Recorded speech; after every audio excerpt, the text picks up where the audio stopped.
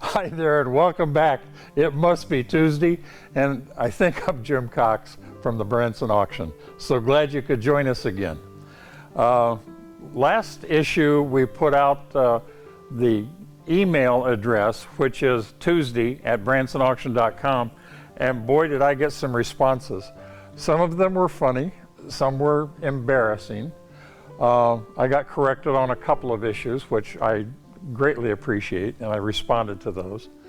But I think, seriously, probably the most important one has to do with COVID and our rules and regulations here in Branson, Missouri. So what I'm going to do, and if you'll excuse me, I'm going to read this.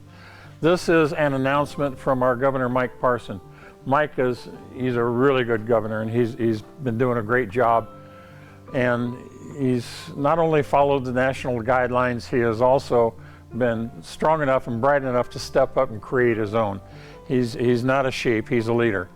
And those of us here in Branson, we truly appreciate it. Parson announced the move. Well, you know what? That was my phone ringing. If I turned it off, it wouldn't do that. Mike Parson announced that the move in a news conference Thursday, casting it as natural next step forward with testing capacity improving and hospitalizations declining even more with people out and about. Now is the time to begin repairing our economy and getting Missouri citizens back on their feet and back to work. Now, his decision does not necessarily affect the people up in Springfield because they have a different set of regulations that they created all by themselves because they're smarter than Mike Parson. Anyway, in other areas without their own orders, including Webster and Taney counties, and we're in Taney County. This is Branson, Missouri and Taney County. The decision means social distancing requirements for restaurants and retailers will end, and people will no longer be legally required to stay 6 feet apart from non-family members in public. So, in answer to a whole bunch of questions about how are you guys treating COVID and all of that in Branson, there's your answer from the governor of the state of Missouri. So there, party's on. The auction is April 16th and 17th at the Branson Convention Center in Branson, Missouri. We will have live bidding, means you can stand there and raise your hand, and the guy 3 rows over might be your competition. You can bid by internet. We have internet bidding now. You can bid by phone. I found out that I have a really good friend that's bought a lot of cars, and I said, I've never seen you bidding. He says, that's because I take my phone outside and call it in. That's silly, Jerry. Jerry's silly. Anyway, we'll have live streaming on either our website.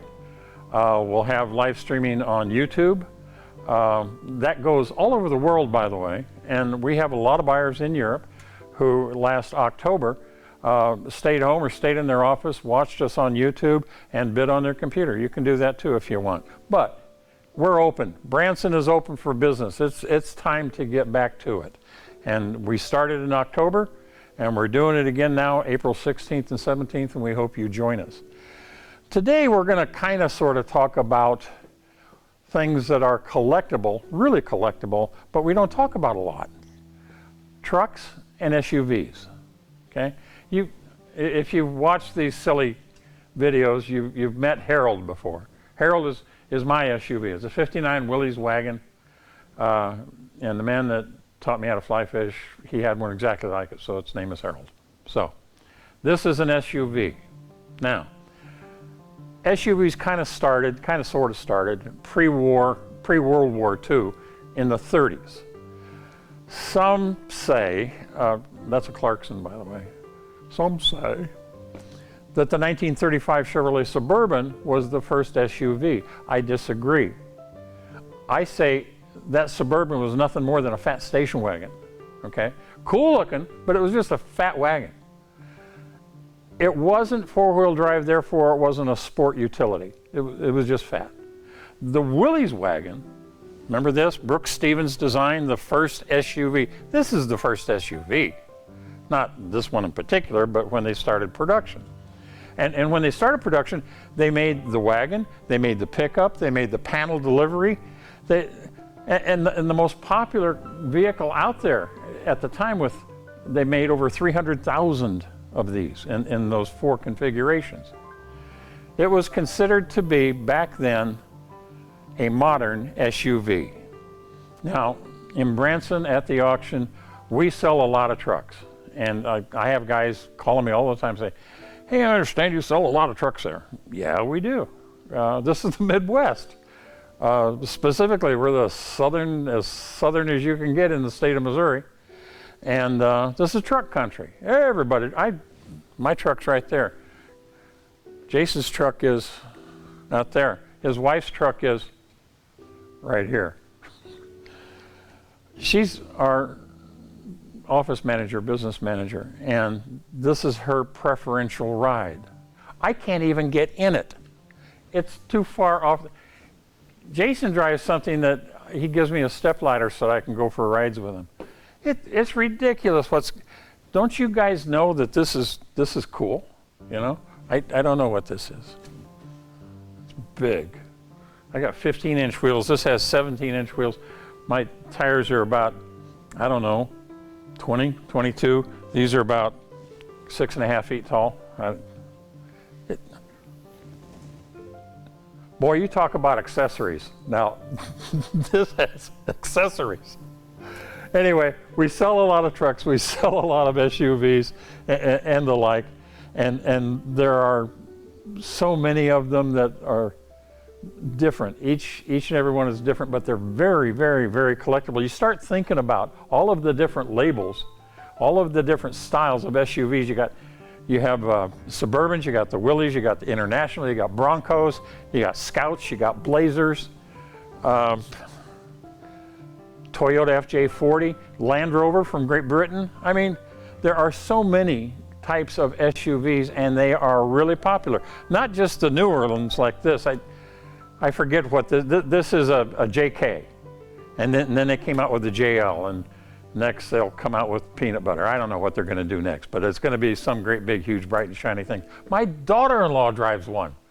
What is with these women in these great big Jeeps? I don't understand it, but people keep buying them. Did you know the brand new Jeep Cherokee, okay? Brand new Jeep Cherokee, Series 3. You know what it costs? It's over $109,000 new. Can you believe it? 109 grand. Anyway, nowadays, following our humble CJ3 and 5 and 6 and 7, etc., all of those, we've got these. And 20 years from now, somebody's just going to be paying through the nose to own one of the original JKs. That'll be the hot trick. Car collecting is so much fun. I hope that you've started to get the bug. I hope that you're going to join us in April, not far away, April 16th and 17th. And if you want to register your SUV or your truck for the auction, give us a call at 800-335-3063. There's a bunch of us in the office. Love to talk to you about what you have, or love to talk to you about what you'd like to have and how we can help you find it. Maybe it's in our inventory, maybe it's not, but if somebody says to me, do you know anybody that's got a good Scout for sale? That doesn't take us long to find out. We have a heck of a database, and we can put it to good use just for you. Once again, if you have questions or comments or whatever, Tuesday at bransonauction.com, okay?